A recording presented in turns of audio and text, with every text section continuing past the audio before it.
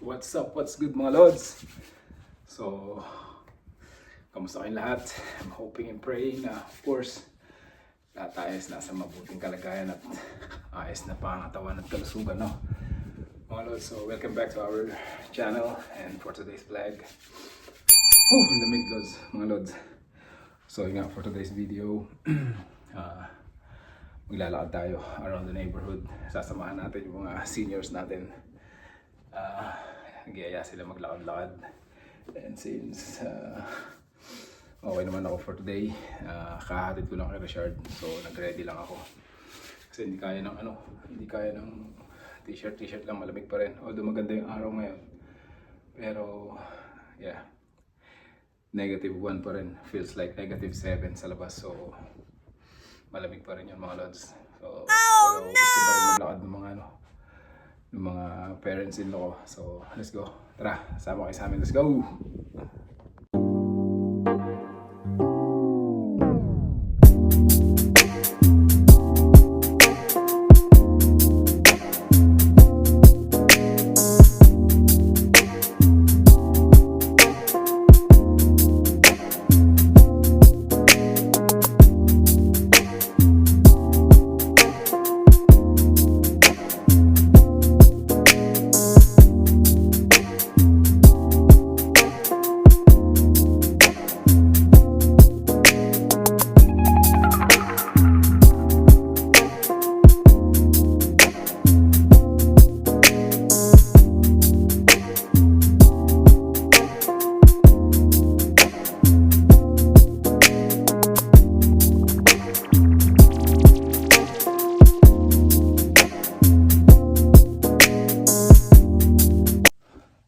Let's go. Tara na. Baka naghihintay na yun sa baba. Or baka nag-ready pa lang din yung mga yun. Ayun o, ganda na araw mga lods. Ano? Ito yan. Ganda. Sikat na sikat. Diba? Pero malamig. Malamig. Kahit masikat yung araw, malamig. Ay, may ginagawa pa sa amin, no? Patapos. Nagawa yun, no? Ayun pala sila, ready na pala eh. Ano, ready na kayo? Let's go! Nantayin na nila ako doon sa labas. Ayun sila, oh. Excited. Saan tayo papunta? Pag ganon? Hindi natin may lalakyan. Hindi, sasar ako. Nandito yung ano eh. Kukuha lang ako sapatos. Sa sapatos lang tayo. Start na sila. Monitor natin yung hakbang natin. Lamig din, no?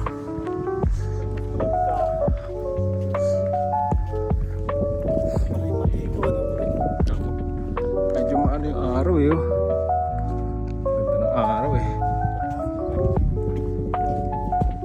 Kasi mga pag ano, yung hangin kasi mahampas sa'yo.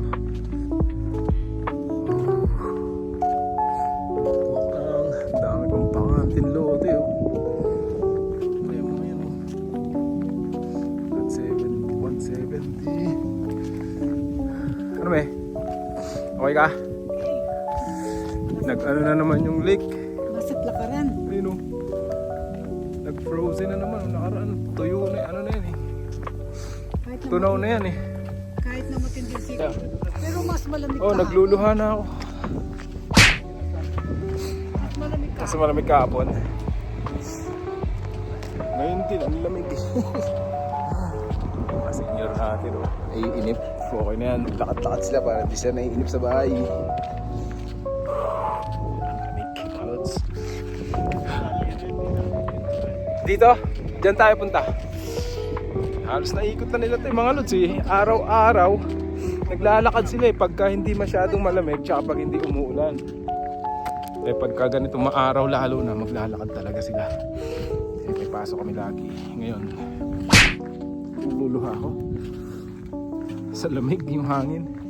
Eh ngayon day off pa naman ako kagabi. Hinatid ko lang si Richard kanina. Sabi ko hintayin nila ako.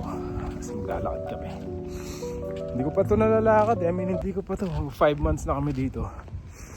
Tawid tayo. Hindi ko pa nalalakad or... Pabalik? Saan tayo pumunta ngayon? Diretso lang doon? Oh, sige. Lamig. Tawag nito. Hindi ko pa nalilibo to. Yung lakad lang. Sabi ko sa summer na lang pag medyo maganda na yung temperature. Since nandito naman sila, so why not? Okay lang yan. Si Rashard, hindi pa rin niya nababike to.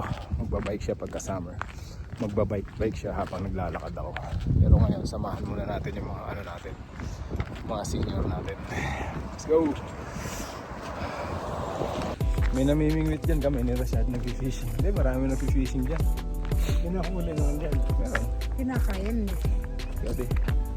Pero kami hindi, catch and release kami.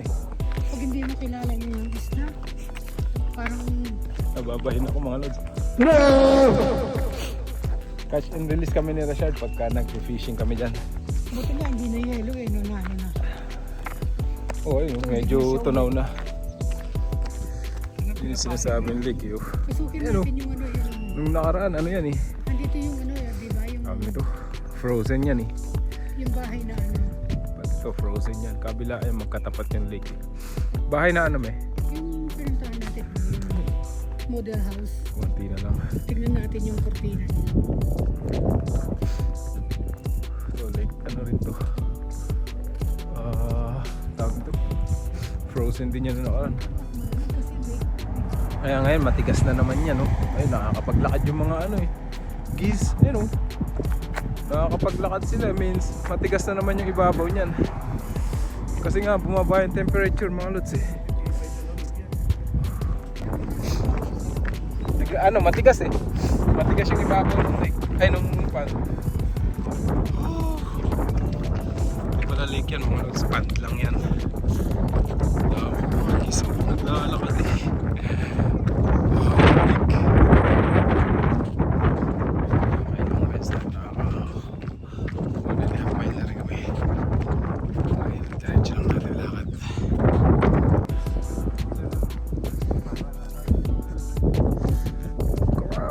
Neighborhood.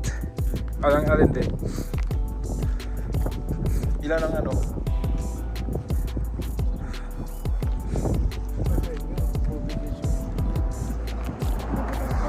Developer? Iba-iba developer din. Iba-iba developer. So as you can see, tignan nyo magkakaiba itsura ng bahay. Oh. May mga ano, kanya-kanya silang developer dyan.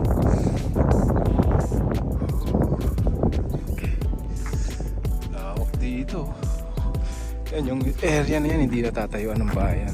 Backyard na nung ano yan, backyard na nung kabila ang bahayan. Nakati sila.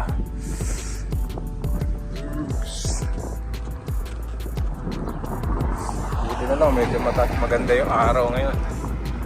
I mean yung sikat ng araw, kaya kahit malamig medyo kaya mag gear up ka lang.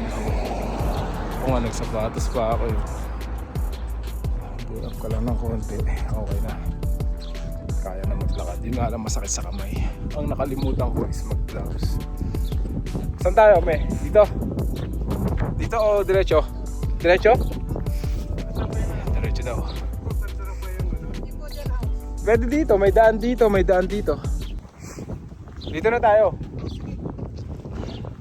Kasi sakto pag gano'n natin, yun na yun eh.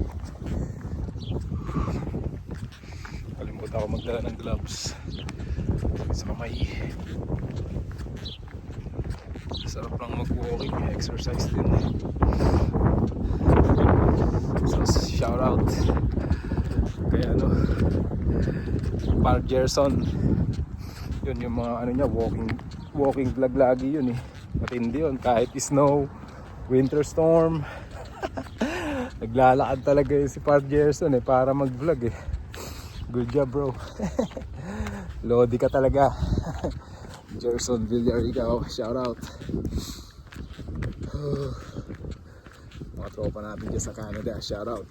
Kay Mark Soria, kay Christopher, congratulations on your new upgrade camera. Nice.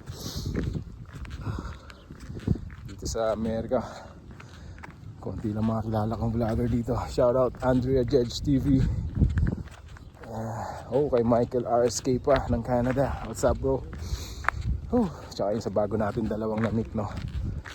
Si Orwell and ano, ang pangalan ng isa. Nag-brain freeze na ako mga lods. Hindi ko na maalala yung mga. Pero by the way, anyway, shoutout sa inyo lahat, no? Yung mga bago nating kaibigan dyan sa Canada. Lamig. Tuloy-tuloy lang lakad natin. At saan sila? Bagal ng mga senior na to eh. Hiyaya kayo ng yaya. Bagal nyo eh. Sila eh. Tinitignan nila yung mga bahay. Bibili daw sila. Dalawa, tag-isa sila.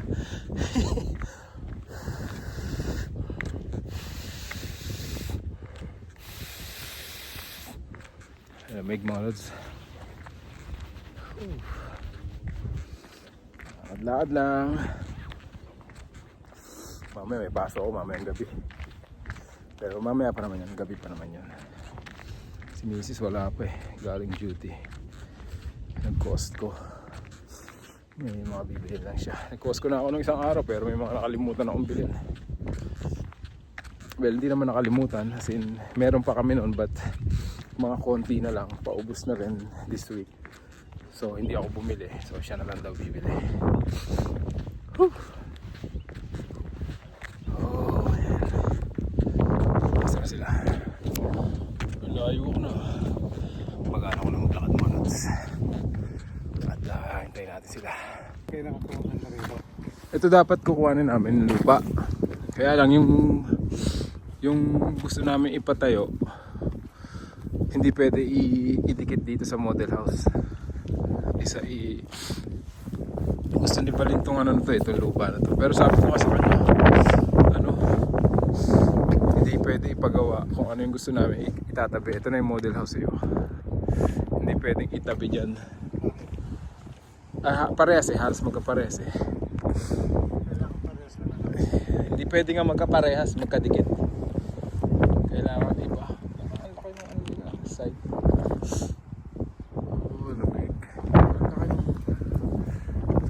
Dito sa gilid saan kaya sa kanan? Hanggang dito kaya? Oo, hanggang dyan malaki yung gilid. Tsaka doon, hindi parehas lang kasi sa kabila maliit. Gusto ni mami pumasok sa model house. Tara, pasok tayo. Sarado pa, alas 11 pa ang bukas. Gusto makita ni mami yung model house eh. Sarado. Sarado.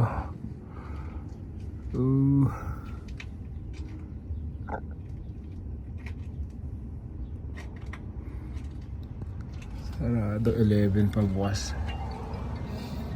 So 11 pa. Wala, may sarado pa.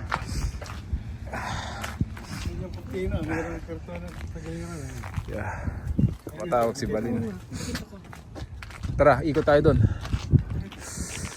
Wala eh, sarado eh. Mamaya pa bukas yan. Hindi kami nakapasok sa model house. Sarado. Mamaya pa yung bukas 11. Ang aga pa eh. 9:44 pa lang. Ano may? Kaya pa? Hindi ka pa pagod? Kaya pa. Batak tayo sa lakad. Wala pa tayo palang 1 mile? 0.78 pa lang? Liit lang talaga nitong namin eh. Neighborhood eh. Liit lang subdivision. Ganda ng mga aso. Dalawang Labrador. Bang bang. Kaul show. Kunyari oh. Kunyari kung mga kaul show. Bait yan.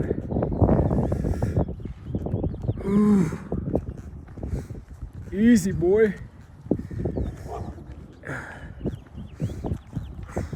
Pwede dito may may ganyan. May walk. Ha? Mababait yan, Labrador. Ganyan lang yan, kakalakas na siguro. No, you're good. Chill, easy boys.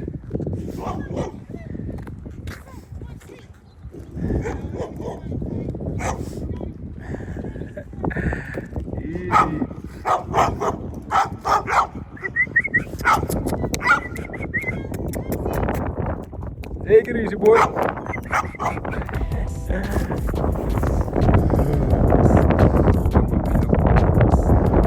guys, yung gusto ko eh.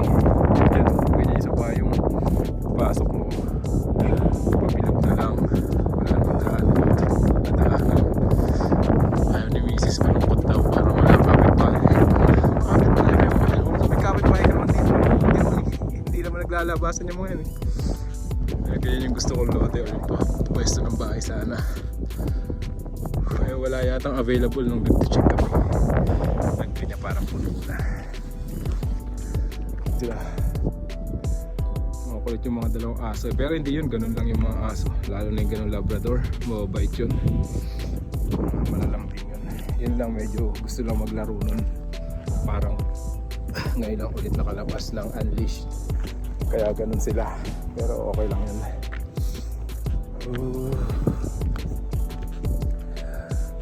Yung aso namin, sinuli ko eh. Nahihirapan eh. Hirap pagka wala kami masyadong oras. I mean, madalas umaalis kami. Lalo na may travel game si Rashard. Minsan, out of the city kami. Kawawa. Eh, naninira.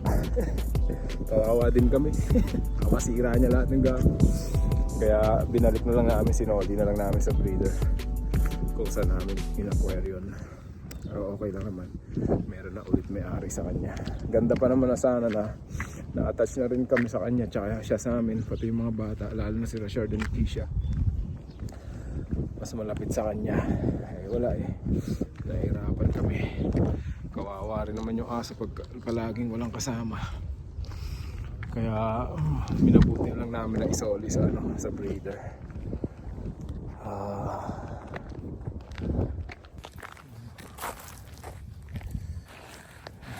I see no. I see mga lods. Oh, dulas. Yeah.